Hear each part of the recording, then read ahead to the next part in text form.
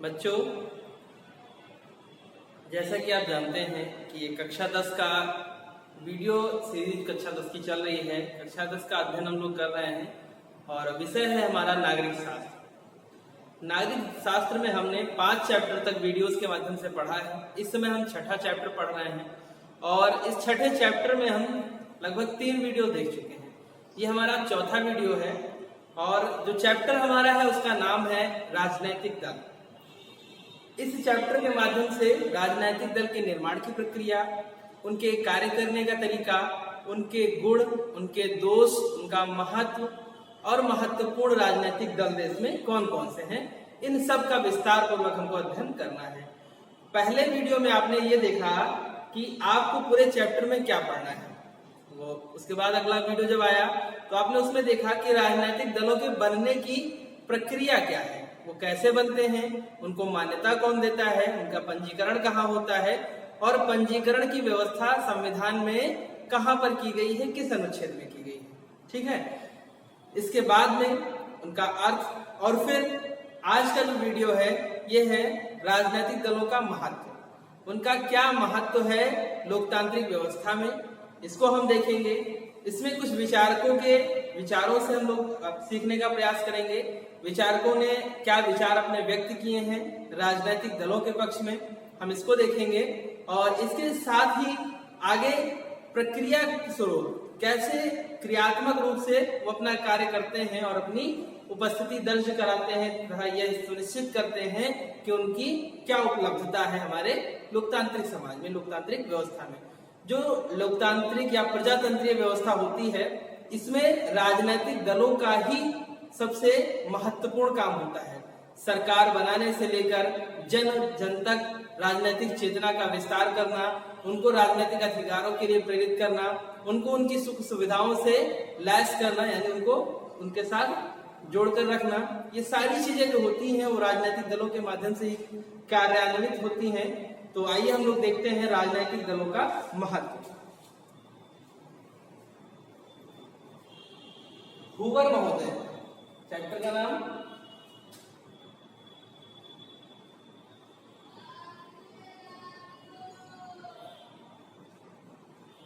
नाम है राजनीतिक दल, पॉलिटिकल पार्टीज। ठीक है, शब्द से ही पता चल रहा है राजनीति के क्षेत्र में अपनी भूमिका निभाने वाला। ठीक, पार्ट है आपका आई थिंक 4 ही होगा, 4, 5 या कुछ भी ऊपर नीचे थोड़ा सा हो सकता है, ये आपके ऊपर डिपेंड करता है कौन सा पार्ट कब देखते हैं। कक्षा 10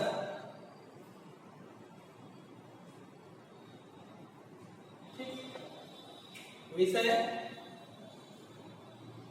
नागरिक शास्त्र। नागरिक शास्त्र का मतलब नागरिकों का हथियार, जिससे नागरिक को, जनता को अपने अधिकारों के बारे में पता चले, उसका परिचय प्राप्त हो, वो हो गया नागरिक शास्त्र। ठीक, चलिए एक विचारक हुए हैं हूवर।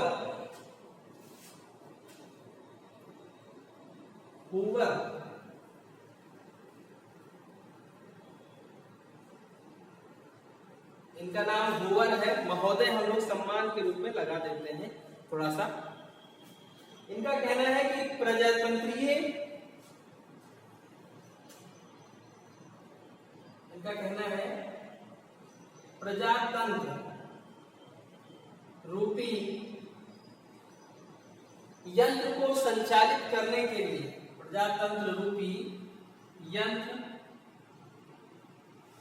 प्रजातंत्र रूपी यंत्र को संचालित करने के लिए राजनीतिक दल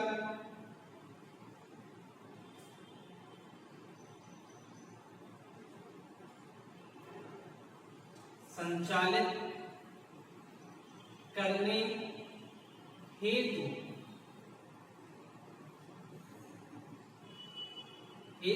मतलब के लिए, हेतु राजनीतिक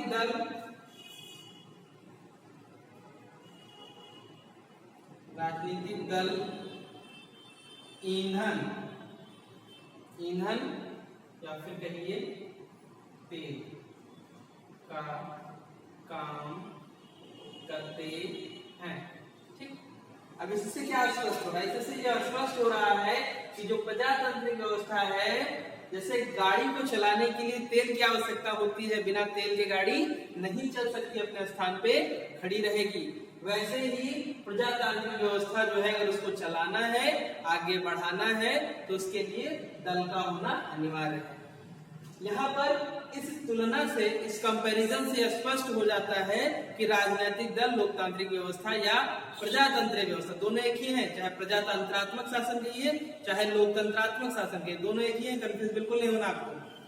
प्रजातांत्रिक व्यवस्था या लोकतांत्रिक व्यवस्था में इस तुलनात्मक अध्ययन से स्पष्ट हो जाता है कि इसके बिना चल पाना असंभव है। ठीक, यानी यहाँ पर हमने ये देख लिया कि महत्व बहुत ज्यादा है, अत्यंत जरूरी तत्व है राजनीतिक दल प्रजातांत्रिक व्यवस्था के लिए। ठीक, चलिए इसके आगे बढ़ते हैं।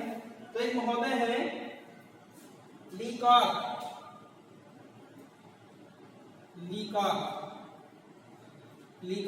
इन्होंने भी अपने विचार व्यक्त किए हैं राजनीतिक दल के महत्व पर। इन्होंने कहा है केवल दलीय व्यवस्था ही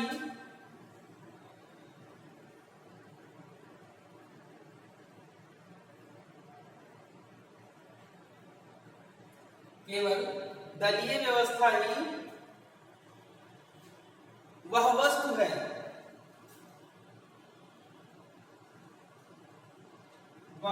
है जो लोकतांत्रिक शासन को संभव बनाती है, जो लोकतांत्रिक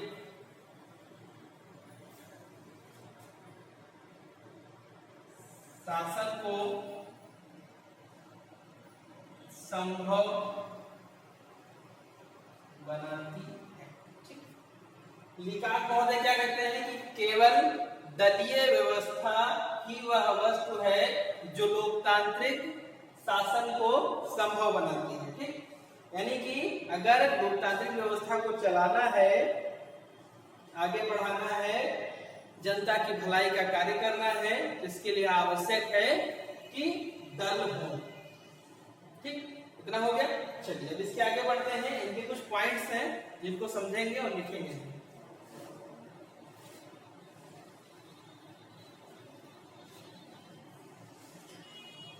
सबसे पहला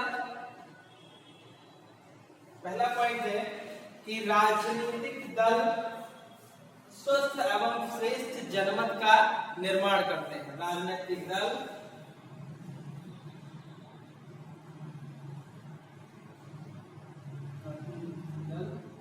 स्वस्थ एवं श्रेष्ठ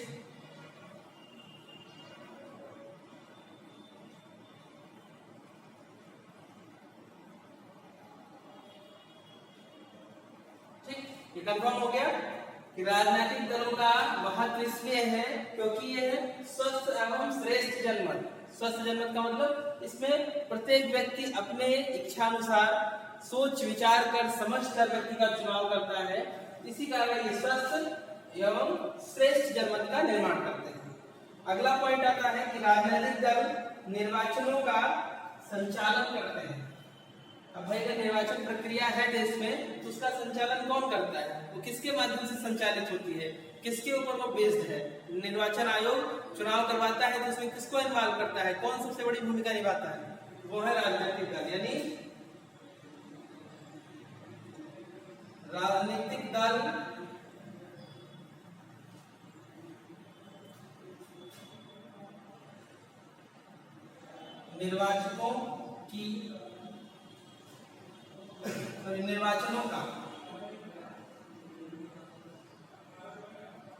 निर्वाचनों का संचालन करते हैं। ठीक, ये हो गया राजनीतिक दल निर्वाचनों का संचालन करते हैं। अब इसके बाद अगला पॉइंट आता है आपका थर्ड,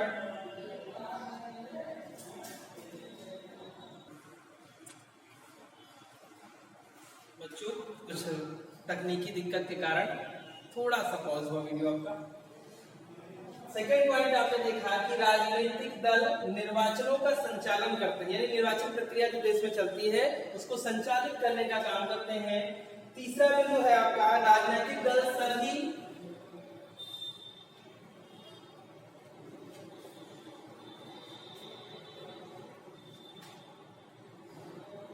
राजनीतिक दल सभी वर्गों के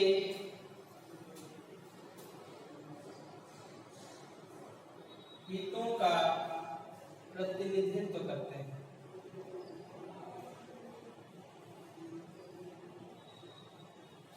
राजनीतिक दल सभी वर्गों के हितों का प्रतिनिधित्व करते हैं। होता क्या, मान लीजिए एक राजनीतिक दल है, एक पॉलिटिकल पार्टी है, उसमें जो सदस्य होंगे वो विभिन्न वर्गों से आते हैं, अलग अलग जाति, समुदाय, धर्म और आर्थिक स्तर के आधार पर उनका अलग अलग वर्ग होता है, वो सब से आते हैं। इस हिसाब से क्या होगा, जितने भी वर्गों से लोग आ रहे हैं उन सबका प्रतिनिधित्व होता है इसमें। इसीलिए इसको कहते हैं कि राजनीतिक दल सभी वर्गों के हितों का प्रतिनिधित्व करते हैं। ठीक भाई, अहित करने के लिए तो राजनीतिक दल बना नहीं है, इसीलिए हित तो करेंगे ही, तो सभी का प्रतिनिधित्व हो गया, यानी सभी के हितों का प्रतिनिधित्व हो गया। चलिए आगे बढ़िए। राजनीतिक दल अपने मतों एवं सिद्धांतों का प्रचार करते हैं।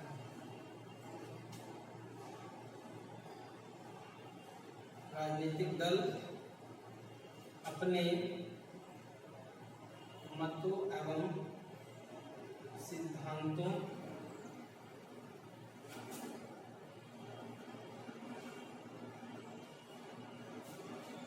अब ये यहाँ पर प्रश्न बनता है कि ये जब प्रचार अपने सिद्धांतों का करते हैं, अपने विचारों का करते हैं, अपने मतों का करते हैं, तो इनका लोकतांत्रिक व्यवस्था में महत्व कहाँ से जुड़ गया? तो महत्व इस तरह से जुड़ गया कि ये विचार इनके प्रचारित होकर, प्रसारित होकर एक जनमत का स्वरूप तैयार करते हैं, और जनमत का स्वरूप जो होता है वो राष्ट्र में एकता लाने का काम करता है। लोगों को जोड़ना मतलब राष्ट्रीय एकता या राष्ट्रीय एकीकरण का काम करना। अलग अलग जाति समूह के लोग, वर्ग के लोग बटे हुए हैं, एक दल के कारण सब एक हो जाए। किसी विद्यालय में सब अलग अलग क्षेत्रों से आने वाले सामूहिकता के साथ किसी कार्य में लगे, या किसी राजनीतिक दल के नीचे, मान लीजिए राजनीतिक दल के प्रभाव में आकर सब अपनी मूल समस्याओं को या फिर अपनी मूल आपसी वैमनस्य को बोलकर किसी सिद्धांत के लिए कार्य करें, किसी जो है प्रचार प्रसार करें, किसी भी विचारधारा के लिए कार्य करें। तो ये क्या है, लोग अपनी जो विद्वेष की भावना थी, अपनी जो आपसी समस्याएं थी, उनको भूलकर राष्ट्र हित में एक दल के नेतृत्व में एकत्रित हो रहे हैं, संगठित हो रहे हैं। ये इनका महत्व हो जाता है। फिर इसके बाद में पांचवा पॉइंट इसका आता है राजनीतिक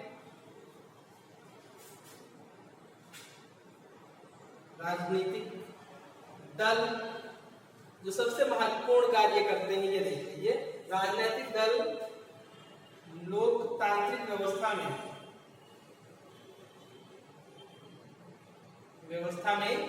सरकार का निर्माण करता है।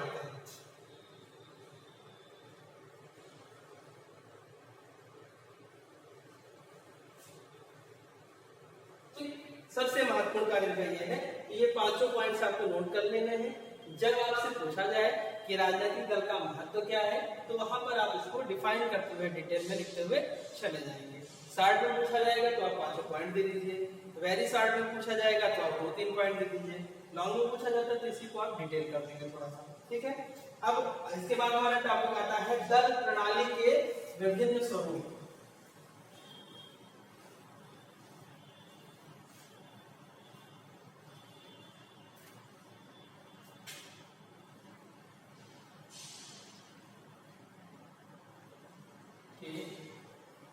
विभिन्न स्वरूप। ठीक, तो दल प्रणाली के विभिन्न स्वरूप क्या है मैं बता दूं आपको। सबसे पहले देखिए, ये है आपका दल। ठीक, ये दल जो होते हैं वो 3 प्रकार के हैं।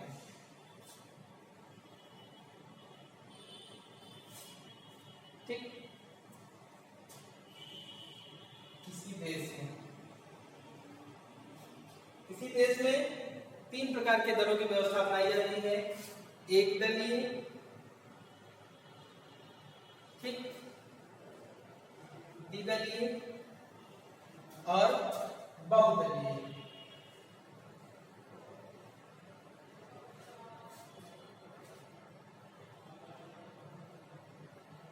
बहुदलीय दल की व्यवस्था होती है, राजनीतिक दलों की व्यवस्था होती है, वो तीन तरह की होती है, एक दलीय, द्विदलीय, बहुदलीय। अब इसमें हम तीनों को देखेंगे, एक दलीय, द्विदलीय और बहुदलीय। एक दलीय शासन व्यवस्था जो है वो चीन में है और उत्तरी कोरिया में। उत्तरी कोरिया, इसमें क्या होता है कि देश में एक ही दल होता है, उसी की व्यवस्था के अनुरूप जो भी चुनाव में आएगा उसी से निकल कर आएगा, उसके सिवा कोई दूसरा राजनीतिक दल नहीं हो सकता। यानी कि अगर आपको कुछ कार्य करना है तो आपको देश में जो एक दल है उसकी विचारधारा के अनुरूप रहकर कार्य करना होगा। उनका मानना होता है कि जब हमने राजनीतिक दल बनाया, हमने अपने सिद्धांत बनाए, वो सिद्धांत जनता की भलाई के लिए हैं, तो अब आपको अलग से सिद्धांत और अलग से दल बनाने की क्या आवश्यकता। अगर आप मेरे सिद्धांतों को आगे बढ़ाना चाहते हैं, जैसे सामान्यतः सभी दलों के सिद्धांत लगभग एक जैसे होते हैं, जैसे गरीबी को हटाना है, सबको सुविधाएं मुहैया कराना है, ये सारी चीजें प्रोपेगेंडा टाइप की होती हैं, सबकी लगभग एक ही जैसी। तो उनका कहना है कि जब आप एक ही काम करना चाहते हैं, मेरी तरह ही करना चाहते हैं, तो मेरे साथ मिलकर करिए। ये उनका अपना प्रोपेगेंडा, अपना तरीका होता है। सही भी लगता है कहीं ना कहीं कि जब हमको वही काम करना है तो इन्वेस्टमेंट की जरूरत क्या है, अलग से लोगों को लाने की जरूरत क्या है, हम उन्हीं के साथ जुड़ जाएं और आगे काम करें, क्योंकि हमको एक बड़ा बना बनाया प्लेटफॉर्म मिल जाएगा। ये है, लेकिन इसके भी कुछ दोष हैं, आगे बताऊंगा। द्विदलीय क्या होता है, इसमें दो दल होते हैं, एक पक्ष और एक विपक्ष में रहता है हमेशा। यानी चुनाव जो होगा वो दो ही दलों के बीच के लोगों में होगा, कभी ये पक्ष में, कभी वो पक्ष में, कभी वो विपक्ष में, ये विपक्ष में, ऐसी स्थिति बनी रहेगी। ये व्यवस्था है आपकी इंग्लैंड में। इंग्लैंड में इसमें पक्ष और विपक्ष होता है, ठीक। इनका काम होता है इनके कार्यों की आलोचना करना, गलत कार्यों की, अच्छे कार्यों की सराहना भी कर सकते हैं। हालांकि विपक्ष का मतलब यही मान लिया जाता है कि आलोचना, तो आलोचनात्मक तरीके से सुधार के लिए सुझाव देना, यही काम होता है विपक्ष का।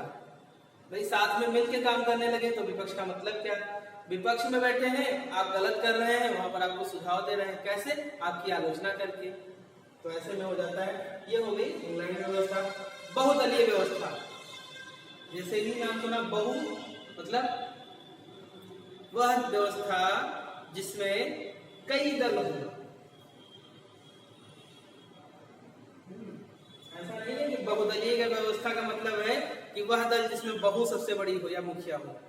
कभी बच्चे बता देते हैं कि बहुदलीय मतलब बहु उसकी मुखिया हो, आप लोग भी बताइएगा, ऐसे परीक्षा में मिलेगा 0। चलिए बहुदलीय व्यवस्था देखते हैं। ये कौन सा देश है, भारत और फ्रांस, ये दोनों है, भारत और फ्रांस। आइए अब आ गए हम अपने घर। आपको कहाँ घुमाया मैंने, चीन ले गया, कोरिया टहले, इंग्लैंड टहले, फ्रांस टहले, अब आए हैं अपने भारत, ठीक। बैठे बिठाए टहला रहा हूं। भारत में क्या है, अगर देखा जाए तो कहते नहीं है कि आतंकवादी पकड़ा गया, उसके बाद हथियारों का जखीरा मिला। तो जखीरा क्या होता है, भंडार मिला। ऐसे ही भारत देश जो है वो दलों का जखीरा है, मतलब दलों का भंडार है। जैसे ही किसी पार्टी में अनबन हुई, एक नेता निकला बाहर, एक घोषणा की, आह्वान किया, पार्टी की बैठक की, पार्टी का नाम ढूंढा, और नाम ढूंढने के बाद रजिस्ट्रेशन के लिए ऑफर जो जाके रिक्वेस्ट डाली, अपना आवेदन डाला, रजिस्ट्रेशन हो गया, 15 लोगों को लेके एक दूसरी पार्टी तैयार। भारत में तो दल बनाने की स्थिति यहाँ तक है कि अगर देखा जाए तो कहीं कहीं ऐसे मिल जाएंगे कि घरों में लोगों ने दल बना लिए हैं, छोटे छोटे घरों के लिए दल बना लिए हैं। यानी कि बहुदलीय व्यवस्था बहुत सारे दलों को मान्यता देती है, उसमें बाउंडेशन नहीं होती कि देश में एक ही दल होगा या 2 दल होंगे, या किसी भी व्यक्ति को हमारे सिद्धांतों पे ही चलना होगा।